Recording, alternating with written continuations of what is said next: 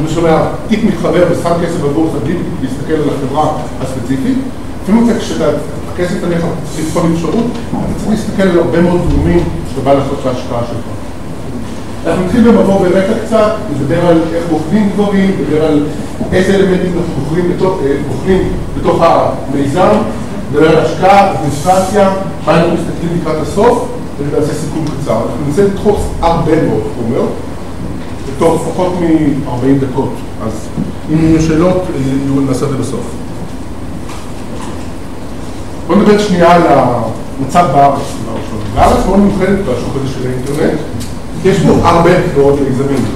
יש פה ריבוי מיזמים ואינפלציה במיזמים, וכל מתכנת שקע בבוקר אומר, וואלה, מתאים לי, עלה לי איזה רעיון, עלה לי צ'ופצ'יק של קומקום, בוא ניצור אפליקציה. או ראיתי אפליקציה קיימת, גם אני יכול לעשות את זה. ככה מתכנתים חושבים, ואנשי תוכנה חושבים. בוא, אני אגיד את זה, בוא נקים מיזם. יש פה ריבוי מיזמים מטורף. אנחנו רואים הרבה מאוד מיזמים ברמה היומית.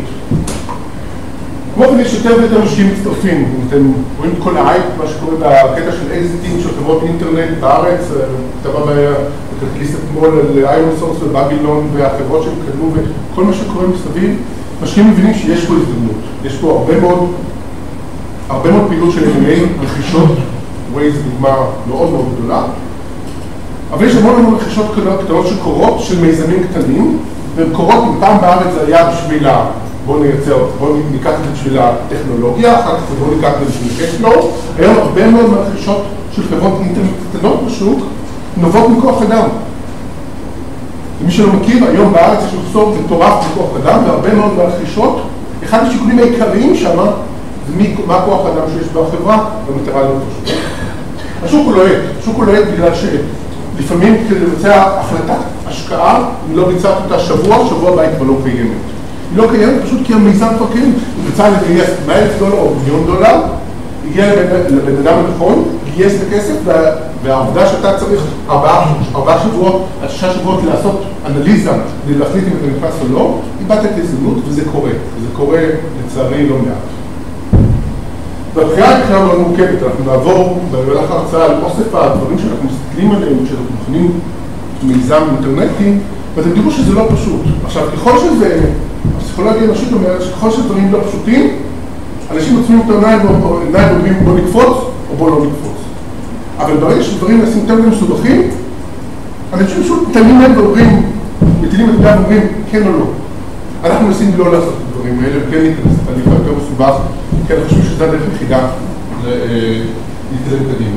אז בואו נספר כאן טיפה מעני, שמי זיו דסקלו, אני התחלתי לפני קצת עם שיער לבן, התחלתי לפני הרבה שנים בתוך מהנדס תוכנה, התחלתי בחברה, התחלתי למייקרוסופט, חשב ראשונה של מייקרוסופט בארץ, עברתי לארצות הברית לסיליקון ואלי, גם עכשיו בחברה בשם NetManage, שהנפיקה, הגיעה למדיעה במשהו דולר שווי, חזרתי ארצה, הקמנו NetManage בארץ, NetVision, חברת בת, מי שמכיר את החברה.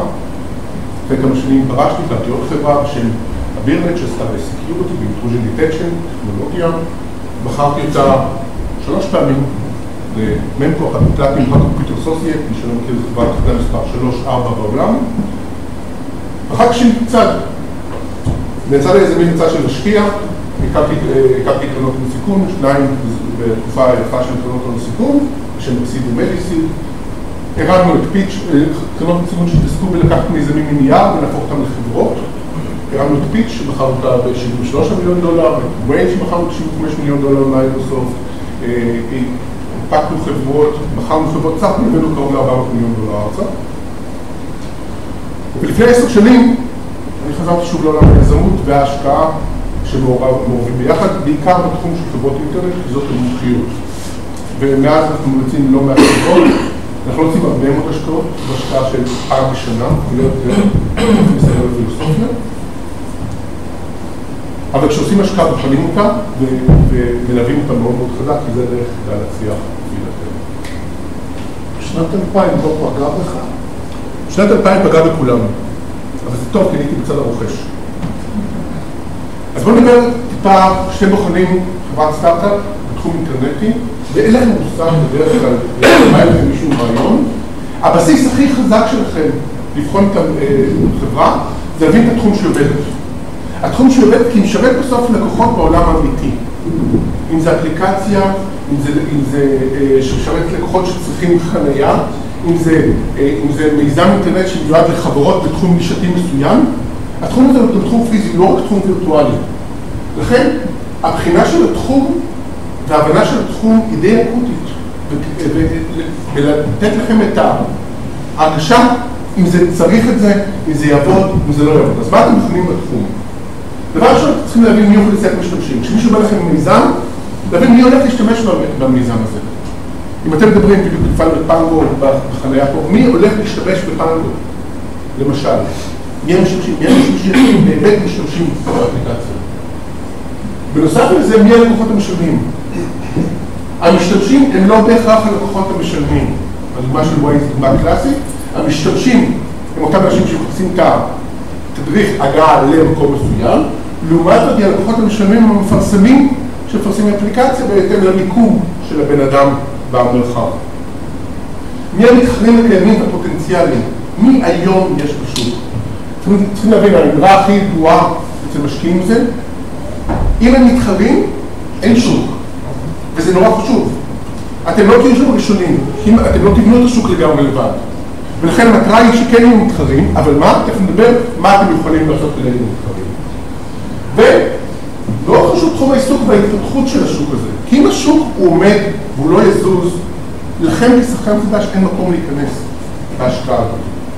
לכן תצאו שוק שגדל בעוד באגרסיביות, והשוק הזה יכול להכיל חברות חדשות שיכולות להציע פתרון לאותו שוק. כשבאה חברה, מיזם להשקעה, השאלה הכי פשוטה שצריך לשאול, והוא צריך לענות אליה, היא מה הבעיה הכותבת הספציפית שהמיזם הזה מנסה לפתור. אין מיזמים של nice to have. אין מיזמים של אני אעשה כמו ההוא. אם אין בעיה כרגע כותבת בשוק, שאין לה פתרון יעיל מספיק, אז אין מקום למיזם. מיזם, סטארט-אפ אינטרנטי בא לפתור בעיה נקודתית, אוקיי? וזה מה שצריך. מהי הבעיה הכואבת? אז אחרי שהבנו את התחום ולמדנו אותו, והבנו בעולם הממשי איך נראה התחום הזה, שהוא קיים והוא גדול ומתפתח, ויש מתחרים ויש לקוחות ויש מי שמוכן לשלם על הדבר הזה ולצרוך את השירות. הפקטור השני זה יזמים. כשבא מיזם אינטרנטי, בדרך כלל יש שלבים שונים של מיזמים, אנחנו נדבר עליהם, אבל זה מתחיל וכמעט נגמר ביזמים. בדרך כלל זה נגמר, כשזה נגמר זה נגמר ביזמים. אנשים, זה מפתח הכי חשוב בתוך הסטארט-אפ. יכול להיות הרעיון הכי טוב. בסופו של דבר, execution is key. אם אין לך את האנשים שיכולים לבצע את העבודה ולהוביל את החברה קדימה, אין לך מה לחפש בחברה. אתה בתור משקיע לא נכנס לחברה כדי שתספק כסף ואז ימצאו אנשים. אם הצוות שקיים בחברה לא יכול לבצע את העבודה, אז אף אחד לא לבצע את העבודה. אל תסתמכו על זה שאתם תכניסו כסף ומגייסו את האנשים הנכונים. זאת לא הדרך שדברים יעבדו.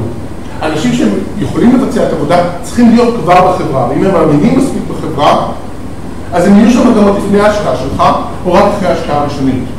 אז חפשו את האנשים. ואנשים זה כמו דייטינג. אתה הולך לדייטינג ובחמש דקות אתה פוגש אותו ותתחיל להתרשם, אבל בסופו של דבר יש לך איזה צ'קליסט שאומר, רגע, האם הוא מתאים לי או לא מתאים לי? סגור את האור בבקשה. האם מתאים לי או לא מתאים לי להיכנס איתו לביתה? אז בואו נדבר על היזמים. דבר של השכלה. אנשים נוטים לעשות underestimate להשכלה. השכלה זה לא רק הידע פורמלי של מה אתה מבין ומה אתה יודע. השכלה זה גם מראה טיפה על העובדה שישבת, השקעת את הזמן בהתפתחות אישית. אולי כשהייתי יותר צעיר. קיבלת כלים נכונים. אם מישהו בא רק מהשכלה טכנולוגית, אם מישהו בא מהשכלה עסקית, הכל טוב יפה, אבל הוא בא וקיבל איזושהי השכלה. אני מאמין גדול באנשים שבאים אחרי השכלה, כי הם טיפה יותר בוגרים, טיפה יש להם עלייה למרחבית. דבר שני זה ניסיון בפרויקטים קודמים. אתם לא רוצים שתלכו על הזקן שלכם. אם מישהו בא והוא לא עשה פרויקט דומה בעבר, לא עסק בתחום בעבר, אתם לא רוצים שפעם ראשונה שיעשה את זה אצלכם. הצוות המוביל לאנשים שמסתכלים אליהם צריכים שיבואו ניסיון קיים. לאו דווקא שהקימו את העסק שלהם, אבל עשו את הדבר הזה בחברה קודמת. ההיכרות של שוק היד,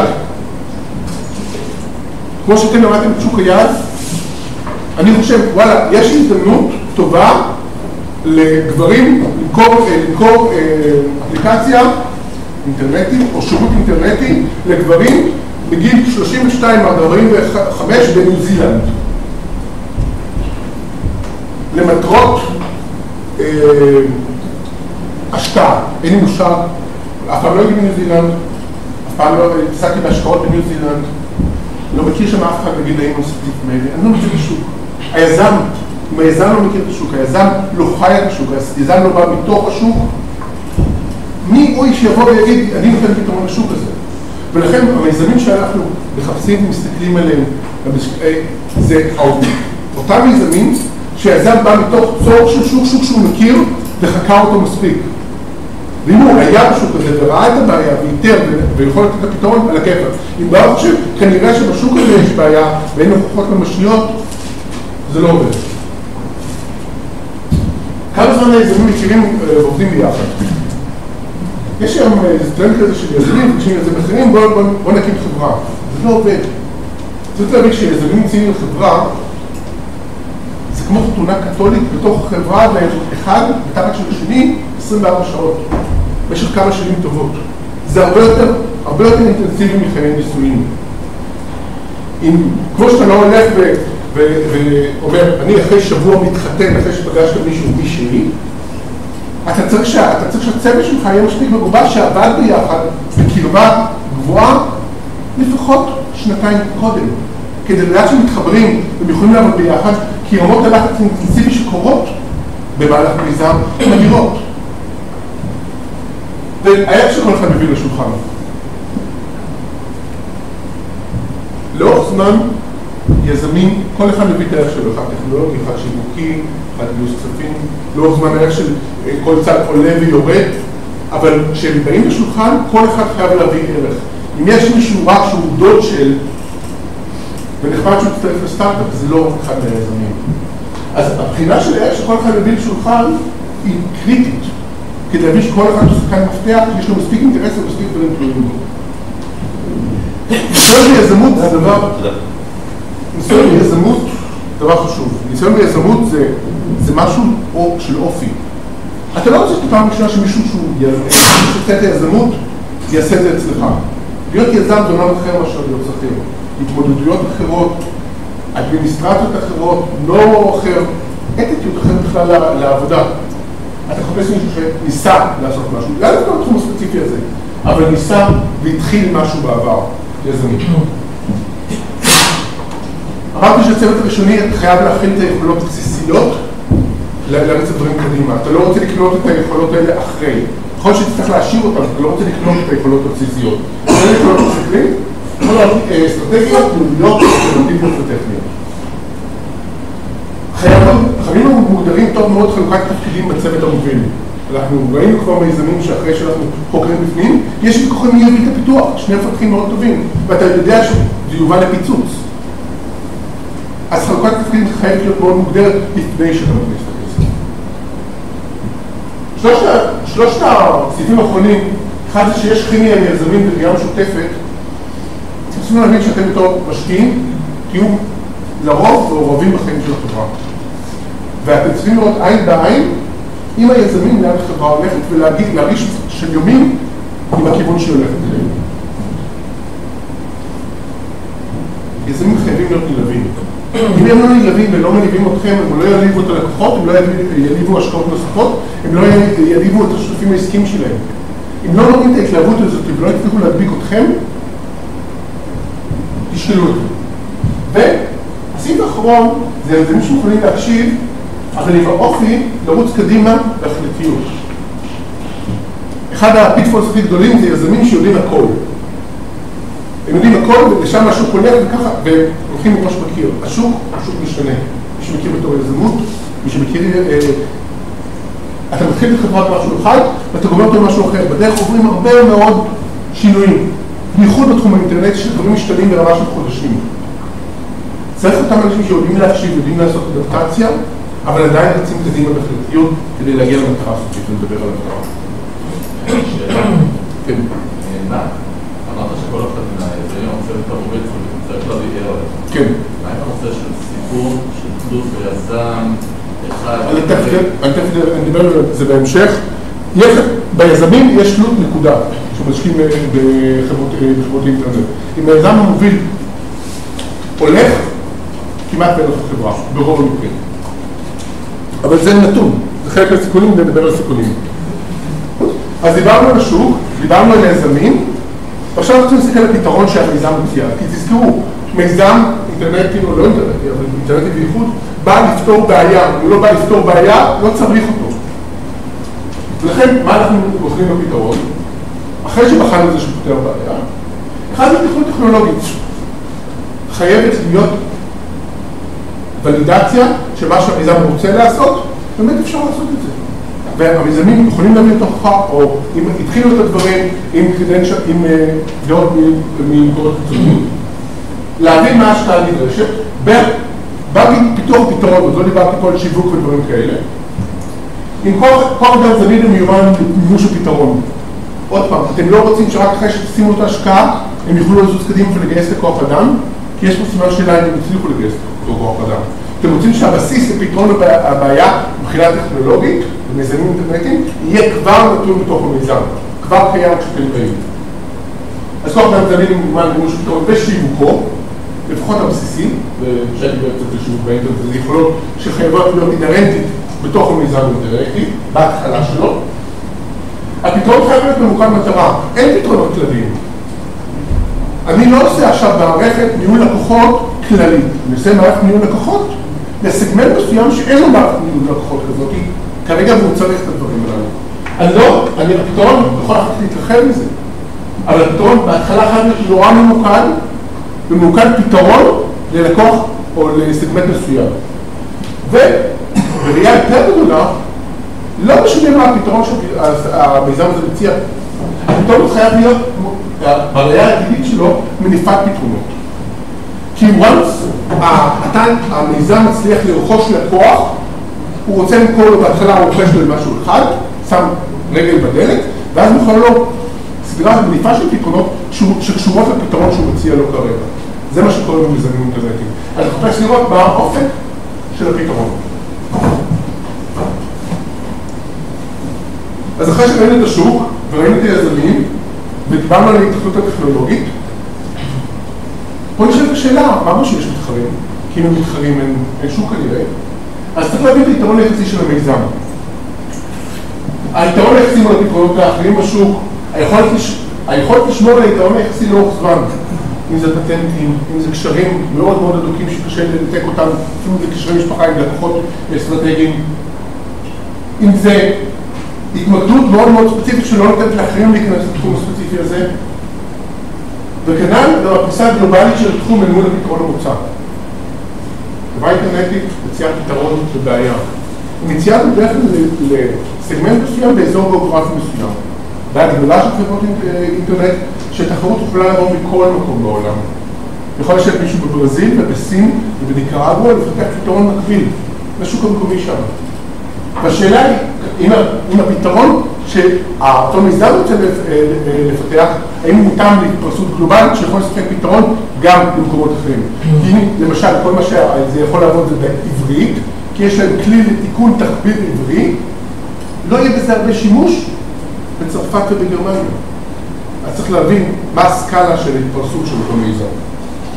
ואחד הדברים האקוטיים ביותר, זה אלו יחסים נבנים לאורך זמן. מדבר על האסטרטגיית האקזיט. אבל בסופו של דבר, מיזם נקנה בגלל היחסים שיש למיזם. אם זה הטכנולוגיה, אם זה בסיס לקוחות נסבר, אם זה סגרות נסברות, או כל נכס אחר שנוצר במיזם הזה, והרוכש, או כשמפיקים אותו, מסתכל על זה בתור נכס שיכול להעריך אותו. זה לא רק קשפלו בהכרח, בייחוד בחברות אינטרנט שהחברה מייצרת. בדרך כלל בחברות אינטרנט, הקשפלו שחברה מייצרת נועד לשמר ולהגדיל את זה. המטרה לבנות את הנכס כמה שיותר, שהוא יהיה נכס אטרקטיבי לקונים פוטנציאליים. זאת הפילוסופיה להשקעה בחברות אינטרנט. וברגע שעשית את הדבר הזה, יצרת נכס לאורך זמן. משתנה כמה, אחת לכמה חודש. מה? הנכס? הנכס לא. כשבסיס לקוחות מתעניינים בתחום מסוים, דבר שהוא לא משתנה. עסקאות קיימות עם פרסומים קיימים, ספציפיים, בנישה הזאת לא משתנה. זה הנכסים שאתה בונה. הקשפלו נועד לממן את ההשבחה של אותו נכס. אז דיברנו על השוק, דיברנו על היזמים, דיברנו על ההתכנות הטכנולוגית, דיברנו על היתרון היחסי, ועכשיו בואו נדבר על מבחינת ההזדמנות בשוק בראיית זמן. באינטרנט, יותר לנו כל מקום אחר, timing is everything. הדוגמה הקלאסית זה grow something, נכנסו, עשו את המיזם, נקנו אחרי 3 חודשים, שישה חודשים, אין שום דבר מהמיזם הזה. לקוחות ברחו, הכל ברח. timing is everything. ולפעמים, השאלה הבסיסית שאתה צריך לשאול את המיזם, זה למה בעבר ההזדמנות הזאת לא התפתחה. אם מישהו מכיר את הפילוסופיה של המדע, של ההמצאות, אין דבר כזה שנקרא המצאה, אוקיי? הכל נבנה, הכל זה אבולוציה. וכל דבר נשען על דברים שקרו בעבר. ויש התפתחות, אם אדיסון היה מוציא את הנורה, מישהו אחר היה מוציא את זה, כי יש התפתחות טבעית. אז שאלה הבסיסית היא למה הטיימינג זה טיימינג נכון עכשיו, כרגע, למה ההזדמנות העסקית קיימת עכשיו, למה בעבר זה היה פחות רלוונטי, למה בעוד כמה שנים זה יהיה כבר מאוחר מדי, ולמה עכשיו זה זמן מתאים יותר להבין את המיזם. השאלה הנוספת זה כמה זמן ריאלית יידרש כדי להצליח, כדי שתעמוד בתוך אותו טיים פריים, ותגיע לנקודה בזמן הנכון. איך בודקים את מבחינה של השוק מתחרים ולא מתקיימות בשוק. איזה כלים יש לבדוק את הזמן המתאים? הכלים בדרך כלל זה ריסרצ' של פורסטר ודומיו, כשמדברים על השוק הספציפי, יש ניתוח של השוק הספציפי עם עוד משהו טכנולוגיות או צרכים, בדרך כלל דברים הנתונים. נורא חשוב, היופי במיזם אינטרנטי שהוא מתעסק בתחומים, אתה יכול לדבר הרבה מאוד מידע שהוא פתוח, כי נתחיינו גם אינטרנטים, החברות שמסקרות הסיכויים אינטרנטיים, נורא קל לקבל יחסית מידע ולהבין באיזה עולם אתה חי, גם מבחינת טיימינג. אבל זה דורש עבודה, אתה צריך הבנה של התחום כדי לדעת מה לחפש. עכשיו, אחרי כל הדברים האלה, ואנחנו מגיעים לדבר הבסיסי, אמרנו שהכנסות משמשות להשבחת נכס. הקשפלו שאתה מייצר נכון יכול להוות אחר כך דיבידנדים לבעלי המניות. בדרך כלל בחברות אינטרנט זה פחות קורה, בדרך כלל בחברות אינטרנט אתה מייצר את ההכנסות כדי להשביח את הנכס שלך, כדי שאחר כך תוכל למכור את אותו נכס. אבל גם אם המיזם מתחיל, זה לא אומר שלא צריכה להיות לו אסטרטגיה מאוד מאוד ברורה ביצירת הכנסות. אז אחד זה, איך מופקים מפקים שותפים? כשמישהו בא ומפק יצרתי אפליקציה ויהיה בסדר, זאת לא תשובה. אני צריך לדעת איך תייצר מספיק הכנסות כדי לממן את הפעילויות השותפות שלך, כולל פעילויות השיווק שלך. המודל העסקי מול הלקוחות ומול השותפים העסקיים. אתה עובד בצ'אנל, אתה עובד בדיסטריביוטורס, אתה עובד דרך בסלרס, אתה עובד דרך אפילייט, או מידיה ביי, יש כל מיני ערוצים, גם מול שותפים עסקיים, גם מול לקוחות. איך אתה עובד, מה המודל העסקי שלך? האם אתה מממן מראש, האם אתה נותן משהו נקרא CPA, האם אתה עובד ברפשר, האם אתה משלם עבור תמורה עתידית, יש מודלים קיימים והם צריכים להיכנס לאחד המודלים האלה. בדרך כלל אנשים לא ממציאים דברים, זה מודלים עסקיים. שאלה נוספת זה מה יכולת להגדיר את ההכנסות. אז אמרת, יש לי תוכנת ניהול מאפיות בישראל. אין כל כך הרבה מאפיות בישראל. אוקיי? אבל יכול להיות שאני לקחת לעשות את המיזם האינטרנטי הזה ולהגדיל את ההכנסות, אם זה מאותם לקוחות, או להגדלה של מספר הלקוחות, שני נושאים שונים. ומה הפוטנציאל הרווח העתידי במה הוא תלוי? זה תלוי בזה שיהיה לך יותר לקוחות, תלוי בזה שתמכור יותר מערכות, תלוי בזה שתמכור יותר אותו לקוח, תלוי בנכס הכי שייצרת. הדברים האלה הם קריטיים כדי לדעת לאן הוא שואף המיזם הזה. כי אם אתה לא תדע לאן זה הולך, אין לך טעם להבין עכשיו לאן משפיע ולהעריך את הסיכון שיש לך. אז דיברנו על השוק ועל היזמים, ועל הטכנולוגיה, והתקדמות טכנולוגיה, והיתרון היחסי, וההזדמנות, והיצירת הכנסות, אבל בסופו של דבר דברים תלויים שיווק. כי מיזם אינטרנטי נשען יותר מהכל על שיווק, כי בסופו של דבר אינטרנט זה כלי, אבל אתה עדיין צריך להגיע ללקוחות. ובדרך כלל מיזם אינטרנטי, ככל שיש יותר לקוחות, אתה משמעותית הרבה יותר גדול. אז בשביל איך משיגים לקוחות חדשים? והתשובה של ויראל זה לא תשובה. תשובה של שיווק רשתי היא לא בהכרח תשובה. תכלס, האסטרטגיות המובנות במוצר ובחברה, איך אתה הולך ומשיג לקוחות חדשים? מה רוצה השיווק שלך? איך אתה מגיע גם ללקוחות וגם ללקוחות משלמים, גם למשתמשים וגם ללקוחות משלמים? מה עלות השיווק? חייבת להיות הגדרה מאוד מדויקת ומאוד ברורה כמה יעלה לך לרכוש משתמש, כי יש דברים דומים בשוק, יש פה פירמיד, אפשר לדעת השוואות, וכמה יעלה לך לרכוש לקוח, מה ההשקעה שנדרשת ללקוח, האם נדרשת נסיעה ללקוח, האם נדרש השתתפות בכנס, האם נדרשת עבודה של פיילוט שעולה איקס כסף, הדברים האלה הם קריטיים. אתה חייב לדעת את עלות השיווק. והדבר האחרון זה עלות החלפת ספק ללקוח סופי, יש מה שנקרא switching cost. אם מישהו כבר נותן פתרון שהוא לא טוב, כמו הפתרון שלך, ללקוח, מה העלות שלו להחליף את הפתרון ולהשתמש בפתרון שלך? וכנ"ל, מה העלות בהנחה והלקוח משתמש בפתרון שלך, כמה יעלה לנו לעשות סוויצ'ינג ללקוח אחר. אמדוקס זה דוגמה טובה? אמדוקס זה דוגמה מאוד טובה. עלות החלפת ספק באמדוקס, מ$10 מיליון בבית, בדרך כלל. אבל הדבר הזה הוא חלק מה-competitive edge שיש לחברה. כי ברגע שהם עשו פוזישן ללקוח, אם העלות החלפה ללקוח ספק אחר שיפתור את הפתרון היא כבדה, פחות יש סיכוי שיחליף אותו. אז גמרנו כל הדברים, ואז אנחנו מדברים על מתחרים, כי מתחרים נותנים לנו אינדיקציה לגבי השוק, ונותנים לנו לדעת איפה אנחנו חיים. אחד מהם מתחרים. תמיד יש מתחרים. תמיד מישהו נותן, אין בעיה שלא פתירה. מישהו נותן פתרון, אולי פתרון חלקי, אבל מישהו נותן פתרון. אז מי המתחרים? מה הם מציעים? כשבא המגזר ואין מושג במתחרים, או יש מושג מאוד בג, מה הם מציעים, אתה מבין שהוא לא חכה מספיק חשוב, והוא לא רואה מספיק חשוב. אבל אתה צריך להגיע לעצמך הרבה מתחרים, מה הם מציעים כדי לדעת שבאמת יש לך אופן אמיתי לשוק הזה. מה הנקודות חולשה שלהם, וכמה קשה יהיה להם לחכות ולהתחרות במוצר ובשירות של החברה. זה דברים קריטיים. כי אם אתה מגלה שיש לו מתחרה שהוא ענק, והוא נותן את כל הפתרון, פתרון מושלם וכל הלקוחות מרוצים, אתה כנראה המיזם, למרות שיש לו עוד צ'ופצ'יק של קומקום, לא יהיה שווה ללקוח לעבור לשירות באותה חברה. תחזית פיננסית זה לא רק שיש לך כסף, אתה מרוויח גם לפני. צריך להבין תוכנית אב לגידול. מיזמים אינטרנטיים, תסתכלים על מיזמים אחרים, תסתכל על קשפלו, מאוד מאוד מוגדר, מאוד מאוד ברור. כשאתה מסתכל על מיזמים אינטרנטיים, אתה לא תראה מספרים, אם תראה אקסל, האקסל הזה הוא שווה פחות או יותר לנייר בשירותים, ולא יותר מזה. השוק מאוד מאוד דינמי. אתה צריך להבין תוכנית האב לגידול.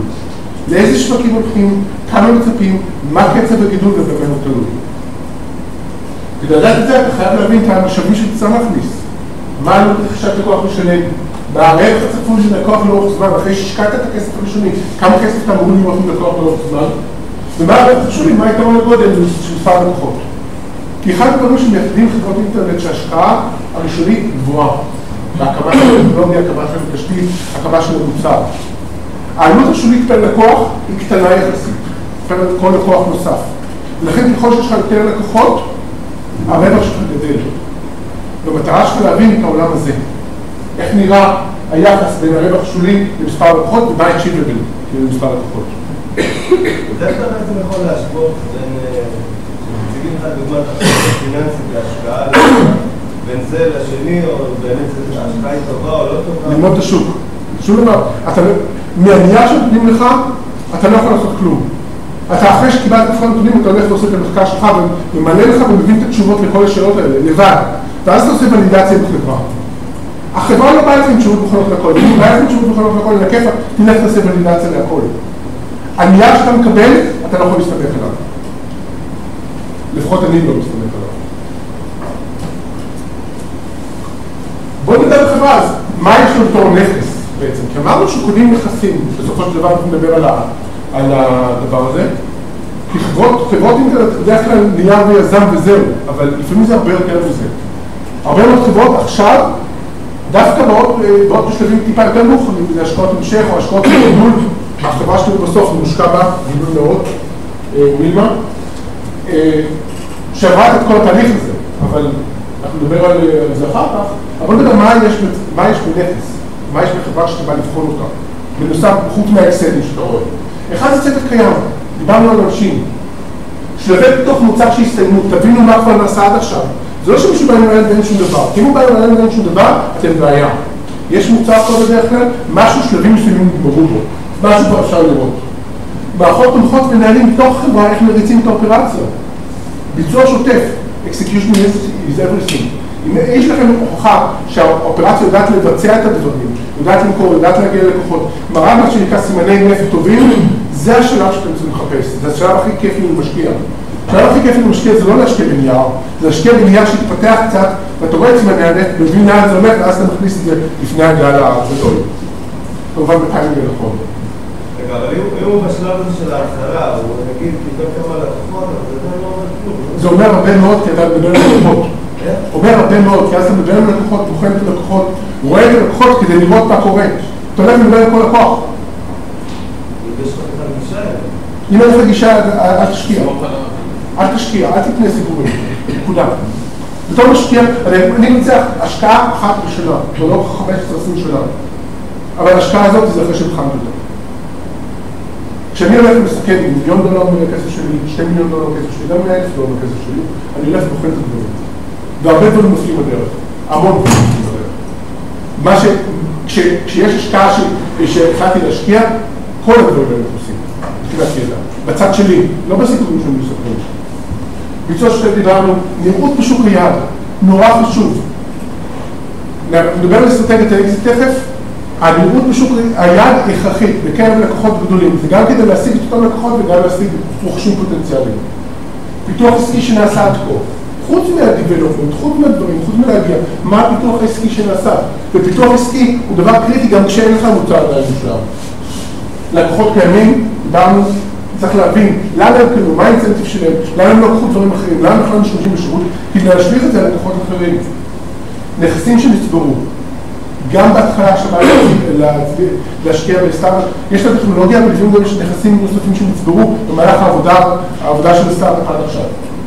הכנסות, אם יש כמובן, כסף בבנק, נורא חשוב, זה מראה גם להתנהלות של החברה. מול ההשקעה הקודמת, כמה נשאר, איך זה הולך, ולמה הם צריכים את הכסף עכשיו, כי לכסף יש מטרה. התחייבויות כספיות קיימות, כמו זה פיפו שאתם חייבים להיזהר ממנו, דבר שבדרך כלל בודקים, אתה יכול להיכנס לחברה ולגלות שאתה פתאום מחייבת למישהו הרבה מאוד כסף, אתה פשוט לא רואה את זה, לאף מקום אחר. ותזרים עתידי נפתח, אם קיים, ברוב זה לא קיים, כי בדרך כלל הדברים האלה בסיס מאוד מאוד מזומן. אז בואו נדבר על כמה דברים טכניים, השקעה. זה השקעה, תוכנית השימוש בכספי השקעה, שזה הדבר הקריטי, למה הכסף הולך לשמש. ב' 30% מהם הולכים לפיתוח, 40% הולכים הדברים האלה צריכים להיות מוגדרים, ושדע שהמשתמשים בכסף זה דבר הנכון, שאתה התכוונת ואתה רואה בעין אחת עם היזמים כדי צריך להשקיע. מתי ובאיזה שלב של חברה יגלה שגיוס נוסף? זה נתון קריטי. אתם משקיעים כסף בחברה, ואתם מתפללים שלא תעשו עוד גיוס. אני לא... בגלל הדיון? לא בגלל הדיון. כי אתם במקומות הראשונים שבתור משקיע, את המקום הראשון שהיזמים בונים עליה, קונים כשהם צריכים עוד כסף. אני קיבלתי החלטה לפני 12 שנה בהנחתה בגלל היחיד, שמשקיע פעם אחת וזהו.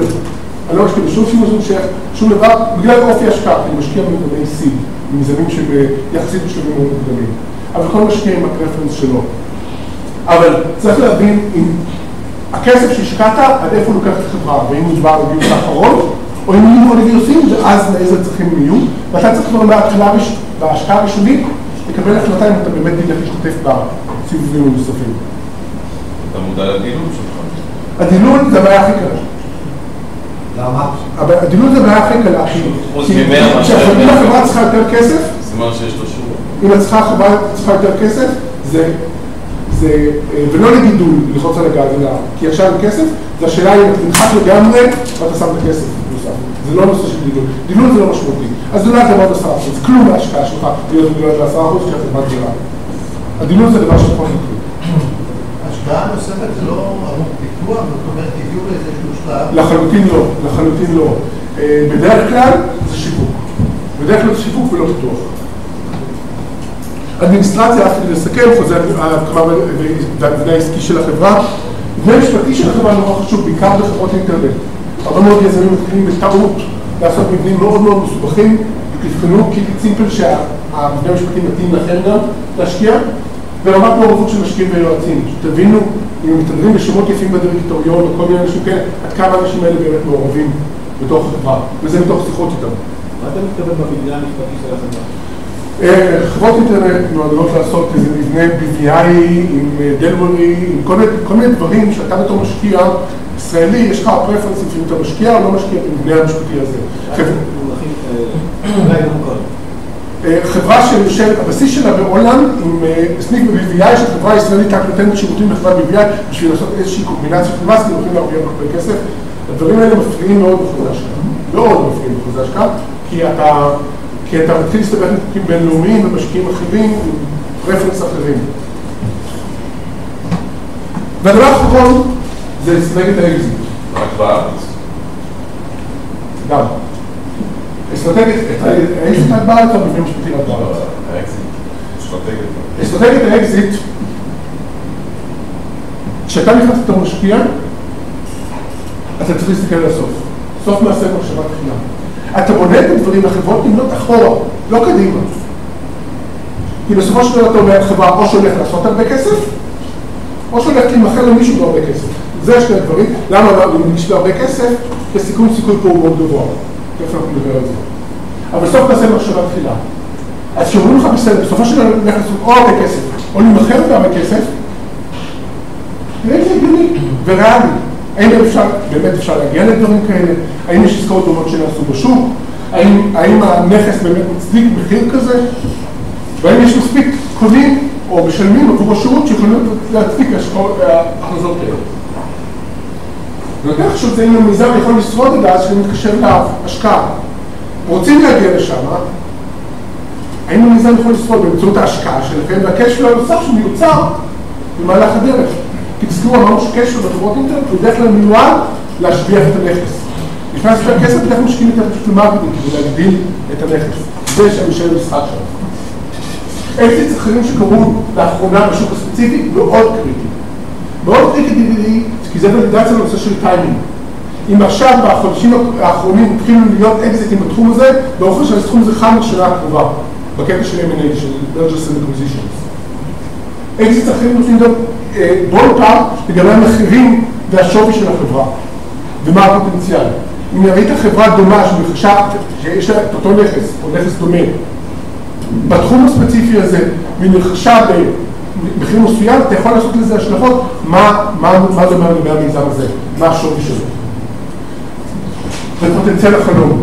תראו, לא משקיעים בחברות אינטרנט שקהל היעד שלהם והלקוחות שלהם זה אוכלוסיית הרווקות בחדרה הדרום. כי זה קטן. השקעה בחברת אינטרנט, להבין חברה, מהנדסים, טכנולוגיה, סרברים, שירות, הדברים האלה עולים כסף ולא עולים מעט כסף. אתה עושה את הדבר הזה רק עם חלום מספיק גדול. יש פה אלמנט של סיכוי גבוה. זה לא נדל"ן שאתה אומר, מקסימום עשיתי 30%. בהשקעות שעשינו, או שנמחקנו, או שעשינו פי 20 ופי 50. בתקופה של השקעה. זה הסדר גודל. אבל בגלל שזה הסדר גודל, נראה שעבודה מאוד מהותית לפני שאתה מכניס את הכסף, ועבודה מאוד מהותית ששם את הכסף, ואתה מנסה לעזור בין לחברה באופן מהותי כדי שתצליח, אבל זה המספרים. או שזה יימחק, או שאתה עושה הרבה מאוד. זה לא נתנן, שונה מאוד. לכן חייבים להבין את פוטנציאל החלום. ומה היחס בין המחיקות כל משקיע זה אחר, אצלנו זה בערך יחס של 1 ל-7. אנחנו סדר גודל של 17 השקעות, 5 אקזיט, לא, זה הרבה יותר. אבל אתה יודע, יש סוגים שונים של השקעות, השקעות של $1,000,000 ויש השקעות של $50,000, שונה לחלוטין. עובר אחד מצליח 7 נוסחים. סליחה? עובר אחד מצליח 7 נוסחים. הסטטיסטיקה והתעשייה למשקיעים מקצועיים זה 1 ל-10, למשקיעים מה שנקרא פולס, מה שנקרא, זה כמעט 1 ל-50 בבית. אבל צריך לדבר על אסטרטגיה, יש לפני השקף האחרון, יש שני אסטרטגיות להשקעות מיזמי אינטרנט. יש מה שנקרא, מי שמכיר רולטה בווגאס, אוקיי? יש לך 36 מספרים. יש גם אפס. יש גם אפס, 37 מספרים, אני לא מאוד חזק ברולטה, פוקר יותר טוב. יש אנשים שבאים ואומרים, אני שם צ'יפ פה, אני שם צ'יפ פה, אני שם צ'יפ פה, אני שם צ'יפ פה, אני שם צ'יפ פה. ויש אנשים שאומרים, אני מאמין בשני מספרים, אני שם קבוצה של צ'יפ פה וקבוצה של צ'יפ פה. זה הבדל בין משקיעים מקצועיים, או יותר שרואים את זה בתור עסק, לבין כאלה שאומרים אופורטוניסטים. עכשיו יש משקיעים מקצועיים שמאוד טובים בשוק, מאוד מצליחים, אתם מכירים אותם, ששמים $20,000 פה, $30,000 פה, $50,000 פה, $70,000 פה, זה לקרוא לפזר את הצ'יפים, אוקיי? אנחנו עובדים אחרת, אנחנו עושים השקעות בתחרות הרבה פחות גבוהה, אבל עושים טיפה יותר, כדי שדברים יצליחו. אז בואו נדבר על הסיכון. בסופו של דבר, אתם צריכים להבין 5 עקרונות. אחרי שעשיתם את כל הבדיקות שלכם. הראשון, זה המיזם מנהל צורך אמיתי, הגדל לאורך זמן. מאוד פשוט. צורך אמיתי, וצורך אמיתי אתה מוודא דרך לדבר עם לקוחות ולדבר דרך אנשים בשוק. השוק בשל לימוד את הפתרון של המיזם. לעבודותיי השקעתי בחברה לפני שנים, לא בחברה של אינטרנט, שיצרה צ'יפ כזה מעבד מאוד מאוד מהיר. הוא מקפני שעובד במהירות האור. ופיתחנו אותו, וזה צ'יפ שעולה $300,000 כל צ'יפ, אבל הוא הצ'יפ הכי מהיר שקיים בעולם. וכשהגענו, השוק לא בשל, הגענו לנאסא, אמרו לו, תשמעו, אם אנחנו מפתח חיילית שתעוף במהירות האור, אז זה יכול לשמש טוב לדוות אותה. אבל אין צורך בדבר כזה. אין שום משהו בשוק שדורש את הדבר הספציפי הזה. כן, השוק חייב להיות בשל לאימוץ הפתרון של המיזם. הלקוחות הפוטנציאליים לא יכולים לשלם מספיק עבור השירות. מיזם לא קיים למטרות פילנתרופיות, הוא קיים למטרות רווח. רווח דורש שאנשים יוציאו בכסף כיס וישלמו עבור השירות. אם אין אף אחד שמוכן לשלם עבור השירות, כדי אין קיום למיזם בתור עסק. איך זה הולך לדוגמה עם ווייז? יש המון או פייסבוק? אז תכף תכף שאלה. ווייז היא דוגמה קלאסית ללקוחות. אתה צריך להבדיל בין לקוחות לבין משתמשים. הבדל מאוד מהותי בין לקוחות ומשתמשים. הלקוחות שלהם זה הדין ואתה. המשתמשים שלהם זה הדין ואתה. הלקוחות שלהם זה חברות הפרסום. והחברות של הדאטה שאוספות באיזה דאטה אתה נמצא כל מיני ומאוחים של הרבה מאוד כסף, אנשים לא מבינים כמה כסף הדבר הזה מייצר. מטורף. אז הלקוחות הפוטנציאליים יכולים לשלם. הצוות המוביל יכול להוביל את החברה להשגת המטרות. הצוות המוביל הנוכחי, זה לא משהו יהיה סופי, אבל הנוכחי יכול להעביר אותה לשלבים מתקדמים הללו, והסיכון מול הסיכוי שווה את זה. זה נורא חשוב. בסופו של דבר, ציינתי, זה לא נדל"ן, בסוף נשאר לסגירה, מקסימום מופסק ל-30%. אתה הולך או למחק, או לעשות בוננזה. כמעט ואין באמצע. והסיכוי לבוננזה הוא לא גבוה. אז אתה צריך לשקול את הדברים מאוד לעומק. תראו, זה לא מדע מדויק. הטיפ הכי טוב שאני יכול לתת לכם זה תדחו למתיחנים. אם אנשים אחרים מצליחים, משקיעים הון סיכון קיימים, ברמה הפרטית, כי בדרך כלל כשזה מגיע לרמה של כבר הון סיכון, זה השקעות הרבה יותר גדולות ואתם לא שותפים שם. אבל אם אתם נכנסים במיזם שקוראים שהאנשי הון סיכון ברמה הפרטית נכנסו לשם, זה אינדיקציה טובה. אם אתם רואים יזמים שכבר עשו את הדברים, שהשקיעו שם, אתם מבינים שמישהו כבר עשה את הבחינה הזאת. אתה לא אומר, לכן, אני אומר, תדבקו למסליחנים, זה עובד. ותחושת בטן שווה המון. בסופו של דבר תחושת בטן, ומה שאני מנסה להביא אתכם בהרצאה הזאת, זה לא להגיד, שמעתי ביום שישי, בניגוד לקבל טיפ על מניה, שמעתי ביום שישי בארוחת ערב, עם דוד שלי, איזה מניה שהולך להיות משהו, לא משנה איך לקונה אותו בשוק. זה לא זה. שמעתי משהו נחמד, תעשו את החושבים, תבחנו את הדברים, תראו אם זה make sense, תבחנו את העקרונות, ורק אז תשימו את הכסף. כי מה שקורה, הרבה מאוד מקרים, והייתי גם בצד המגייס וגם בצד שגייס כספים, וגם בצד שנותן כספים. לפעמים אתה רואה את התנהגות של משקיעים, תגיד, וואלה, נשמע לי טוב, קח $1,000, כך $100,000, וזה קורה הרבה. עכשיו, לפעמים זה מצליח, לפעמים זה לא מצליח.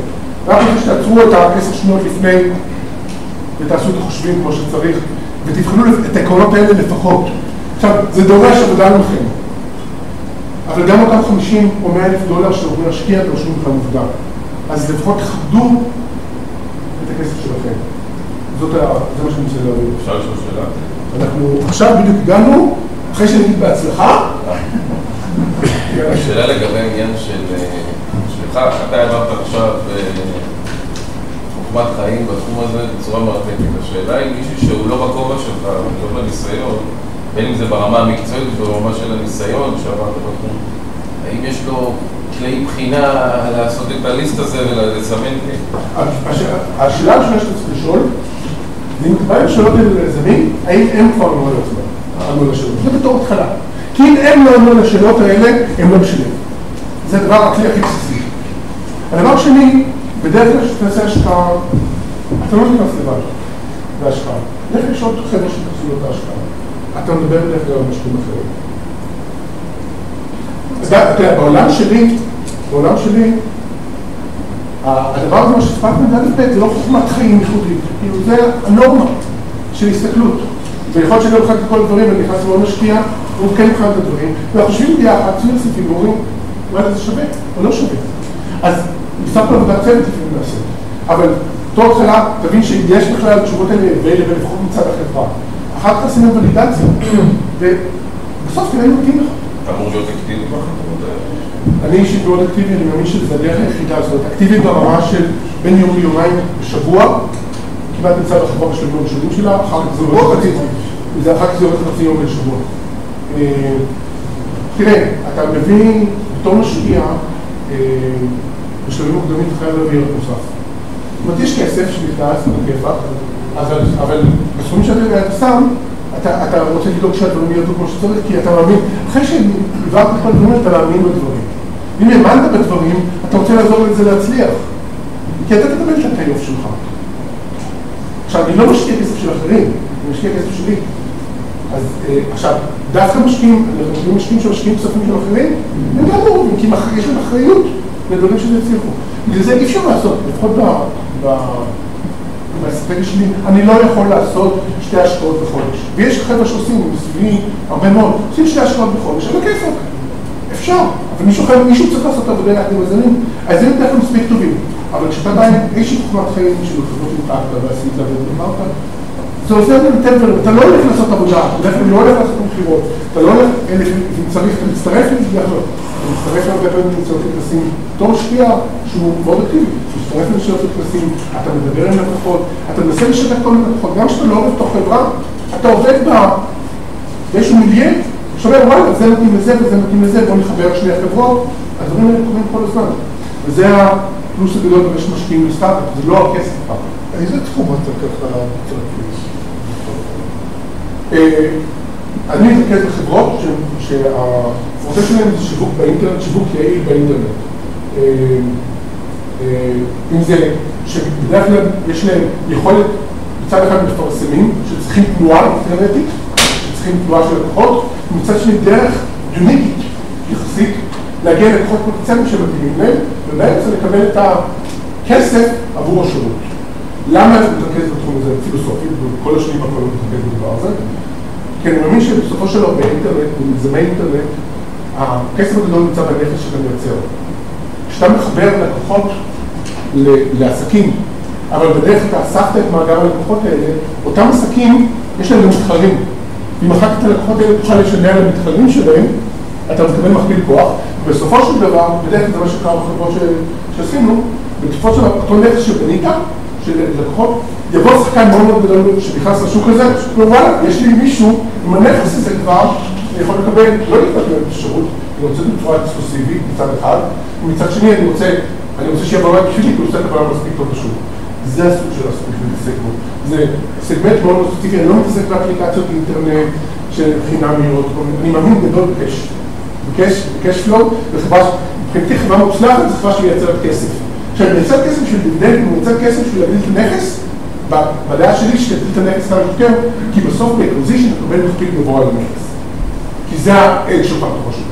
עכשיו יש הרי בעיה של פייסבוק וגוגל, שלמעשה הם משתלטים על התחום שלך. לחלוטין לא. הם עובדים ברמות אחרות לגמרי. אני מאוד מאוד נישתי ועובד על אוכלוסיות של לקוחות מאוד מאוד ספציפיות. הם מדברים שיווק כללי. אני לא נכנס לשיווק כללי. נכנס לדברים מאוד מאוד מוגדרים, תחומים מאוד מאוד מוגדרים. ניתן את הדוגמה של ווילמר, זה החברה של פשוטה לכם. ווילמר זה דוגמה של חברה של, אני לא יודעת, תראו למה אני קורא, דוגמה. עכשיו, חברה אחרת שלא דוגמה, חברה אחרת בתחום הזה, שאני מושקע בה, והיו קצת פרסומים מאוד כלכליסט על התחום הזה של תעשיית הורדות והדאונלוד באינטרנט. חברה עושה בין 500 ל-600 אלף הקטנות ביום, תוצאה מהתפסה של שיבותה, על לקוחות קיימים, והיא מייצרת את הנכס הזה לאורך זמן. אז זה יוצר נכס שהוא הולך לרכישה, הוא הולך להנפקה. זה הדברים, אני מנסה לייצר נכס בשביל דבר, כי אנשים, בסופו של דבר, שירות אינטרנטי, הסוויצ'ינג קוסט לא גבוה, אנשים מחליפים לפה, מחליפים פה, נקרא בסדר. מחליפים לפה, מחליפים לפה. נמצאת הנכס זה המגן שלך, להחזיק כנגד המתחילים, וזה מה שמתחבא לי בשוק. וזה מה שאנשים יפלו בסופו של דבר, שתבוא אסטרטגיה כאלה. כן, יש את והוא וזהו. במידה והכל עבר בהצלחה, ובאמת שאלת את כל השאלות בהצלחה, או עם אנשים שמבינים, ואיך אתה עושה נכון הערכת שווי שוק, הערכת שווי חברה, לעומת ההשקעה שלך, ואיך אתה יודע שזה כי בהתחלה במיוחד אין לך מדדים כמו בחברה הקיימת. יש, השאלה היא בדרך כלל לא מה אני רוצה, אלא איפה השוק נמצא.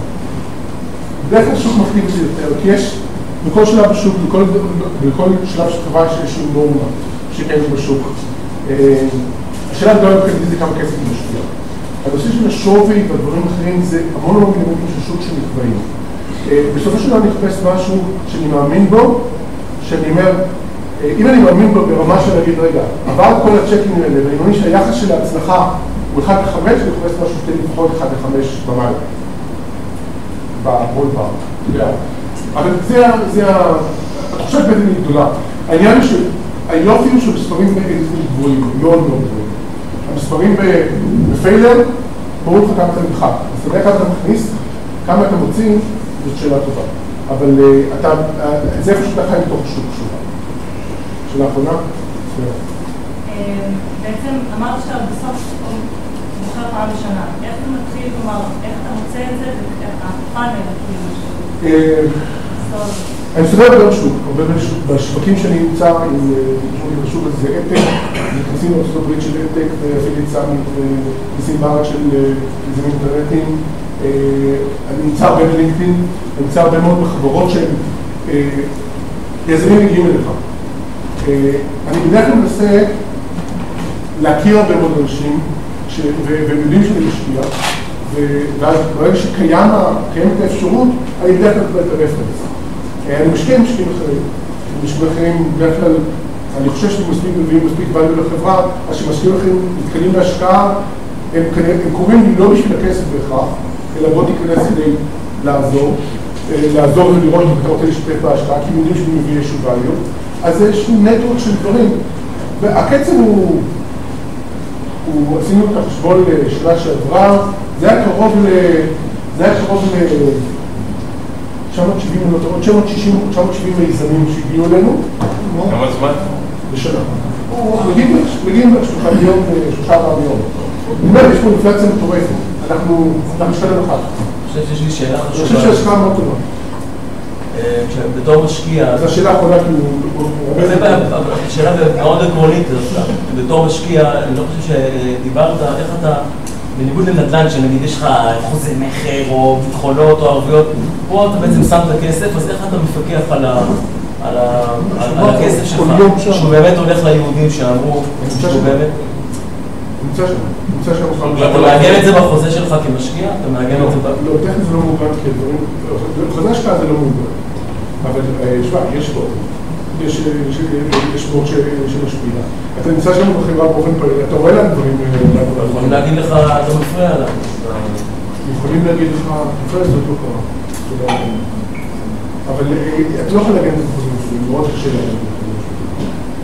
זה התשובה. לא היה חשוב ביטחונות לא, חוץ מאמונה, היה חשוב ביטחונות. דבר של אמונה זה טוב. אבל אנשים שמה, ו-hope is not a strategy. אבל תדאג לשמור, תדאג לפתח, תדאג להיות מעורב, תדאג להיות מומחים. למה אתה לא מעגן את זה בחוזה שתהיה שותף לבורד או אז בהרבה מקרים אני נמצא. אבל אני יכול להגיד לך, לא נפתח פעם בחודש, פעם בחודשיים, אתה נמצא בחברה, פעם בשבוע, פעמיים בשבוע, תהיה חזק מהכל. אין דבר כזה, אתה רואה את הדברים. הם לא מרגישים חשדנות? אתה שותף. טוב חבר'ה, אתה שותף. כבר נהיה שיחה.